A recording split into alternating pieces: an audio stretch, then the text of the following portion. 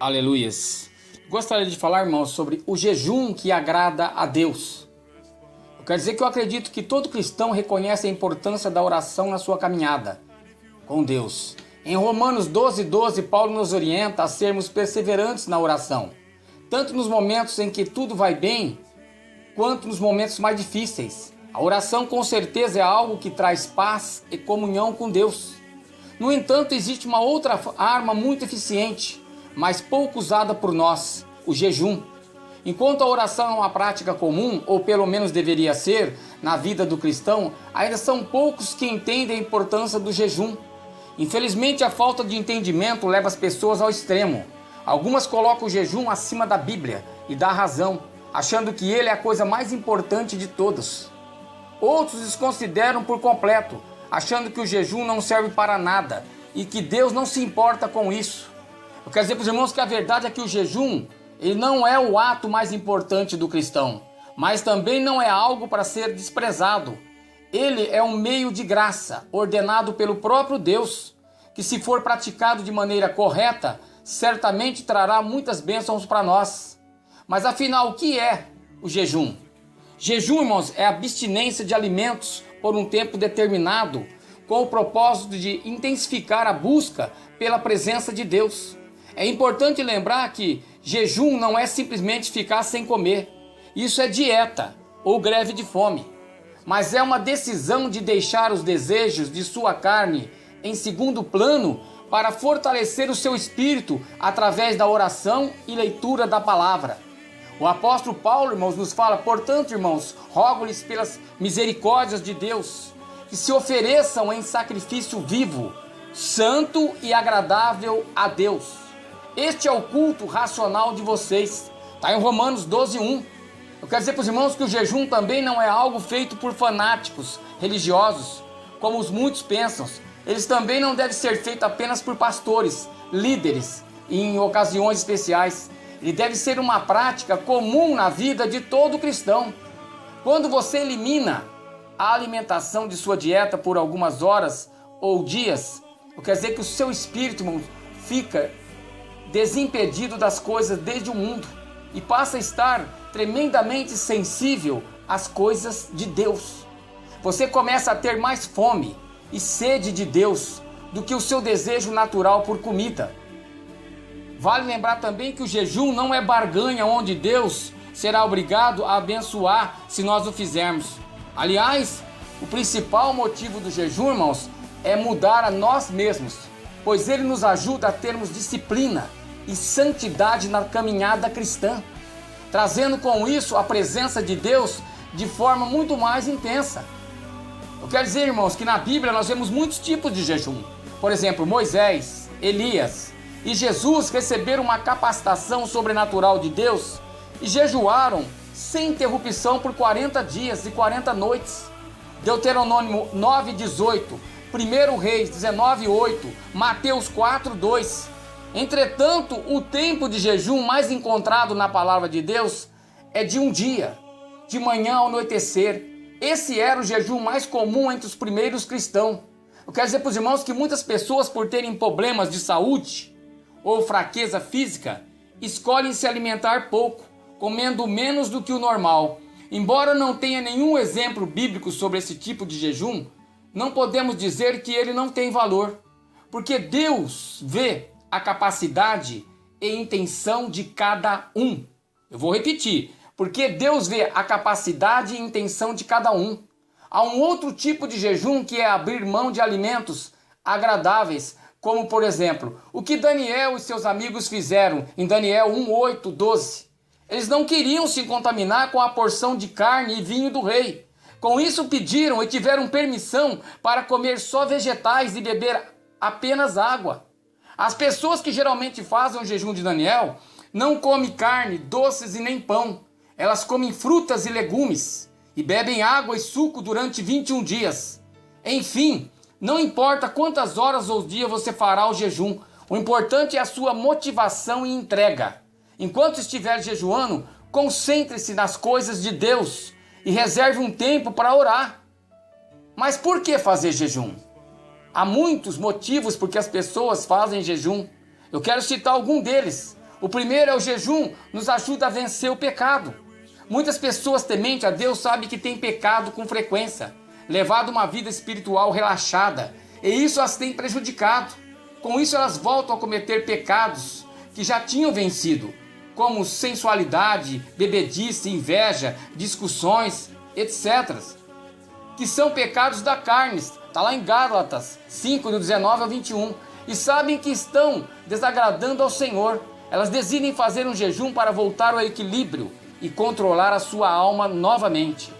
Segundo, o jejum é um meio para evitar a ira de Deus. O jejum é um meio para evitar a ira de Deus. No Antigo Testamento, a ira de Deus era uma resposta à desobediência e o pecado do homem, pois ele é santo e perfeito. Então a sua ira vinha com frequência por causa da idolatria e desobediência aos seus mandamentos. No entanto, ele providenciou uma maneira das pessoas receberem o seu favor, o arrependimento.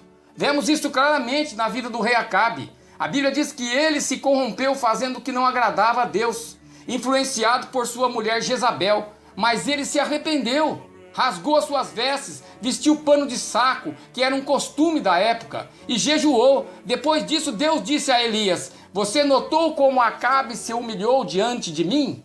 Visto que se humilhou, não trarei essa desgraça durante o seu reinado, mas durante o reinado de seu filho.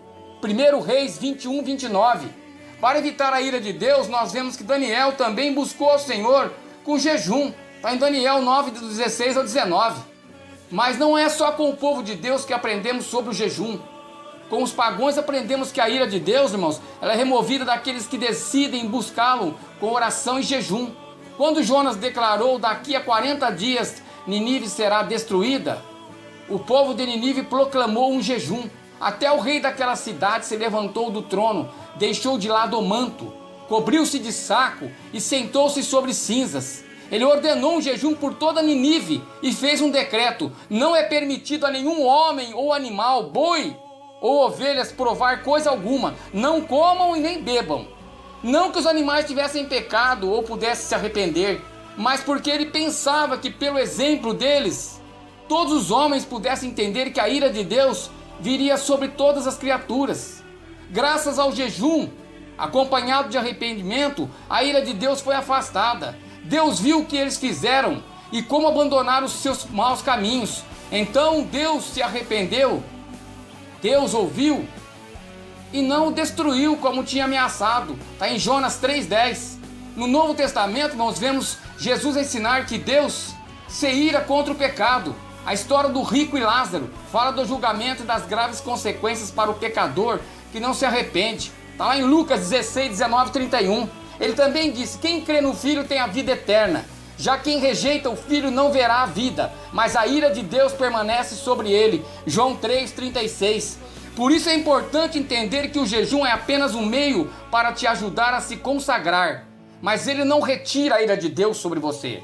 Para isso você deve crer em Jesus e o receber como seu Salvador, pois somente aqueles que foram cobertos pelo sangue de Cristo derramado na cruz podem estar seguros de que a ira divina nunca cairá sobre eles. Romanos 5,19 diz: como agora fomos justificados por seu sangue, muito mais ainda seremos salvos da ira de Deus por meio dele.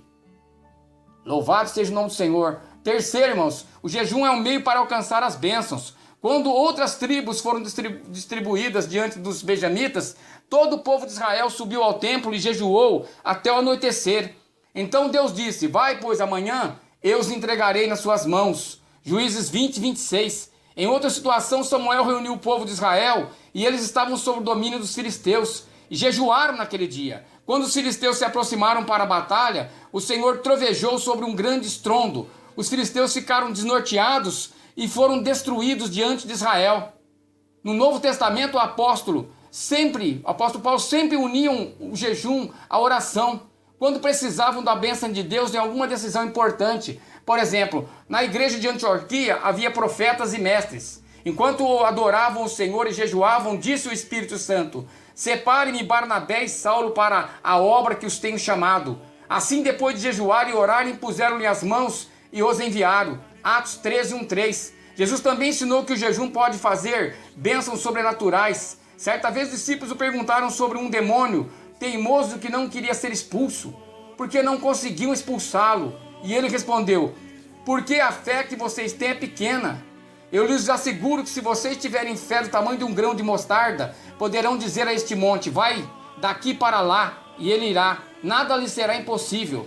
Mas essa espécie só sai pela oração e jejum. Mateus 17:19. Por isso vemos que para conseguir aquela fé no qual certos tipos de demônios não resistem, nós precisamos de jejum.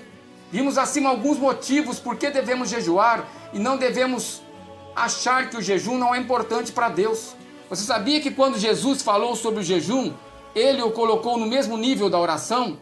Ao falar aos seus discípulos sobre essas duas armas espirituais, ele usou a palavra quando e não a palavra se, ou seja, orar e jejuar não são escolha que podemos ou não fazer, mas sim ordens a serem cumpridas. E quando vocês orarem, não seja como os hipócritas. Eles gostam de ficar orando em pé nas sinagogas e nas esquinas, a fim de serem vistos pelos outros. Eu lhes asseguro que eles já receberam sua plena recompensa. Mas quando você orar, vá para o seu quarto, feche a porta e ore a seu pai que está no secreto. Então seu pai que vê no secreto o recompensará. E quando orarem, não fiquem sempre repetindo a mesma coisa, como fazem os pagãos. Eles pensam que por muito falarem serão ouvidos. Não sejam iguais a eles, porque o seu pai sabe do que vocês precisam, antes mesmo de o pedirem. Quando jejuarem, não mostrem uma aparência triste, como os hipócritas, pois eles mudam a aparência do rosto, a fim de que os homens vejam que eles estão jejuando. Eu lhes digo verdadeiramente que eles já receberam a sua plena recompensa. Quando jejuar, ponha o óleo sobre a cabeça e lave o rosto, para que não pareça aos outros que você está jejuando, mas apenas a seu pai que vê no secreto. E seu pai que vê no secreto o recompensa. Mateus 6, 5, 8, 16, 18. Há muitas recompensas de Deus para você através do jejum, mas ele deve ser feito da maneira correta, com a intenção correta. O jejum deve ser feito para o Senhor e nunca para mostrar aos outros o quanto somos espirituais. O jejum, irmãos, é para expressar a vergonha pelos nossos pecados, para matar a nossa carne, evitar a ira de Deus e nos ajudar a receber as bênçãos e promessas que Ele nos fez através de Jesus. Como eu disse, o ato de jejuar nos fortalece espiritualmente e libera o poder de Deus em nossas vidas de uma forma extraordinária. Contudo, a nossa postura ao praticar o jejum deve ser total comunhão com Deus e com o próximo. Caso contrário, ele não será eficaz.